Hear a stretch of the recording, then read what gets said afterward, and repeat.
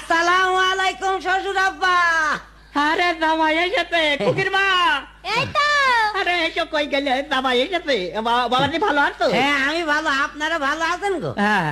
আল্লাহ বৈশা গো বাবাজি, বৈশা। খুকে এই বস। পাকাড়া নিয়ে আয়।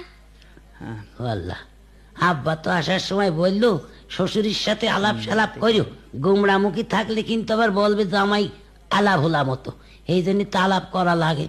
কি দিয়ে বা শুরু করি আলাপ? ও আচ্ছা, পাইছি। হ্যাঁ শ্বশুর আব্বা, হ্যাঁ কি? বলছিলাম আপনি কি বিয়ে করে আছেন? ধর বাপু, বিয়ে না করলে ওই মেয়ে পেলে করে। আর তোমার শাউরি এলো কানতে।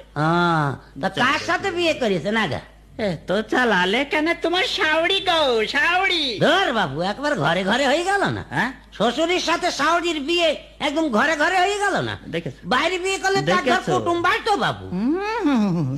এই যে, জামাইটা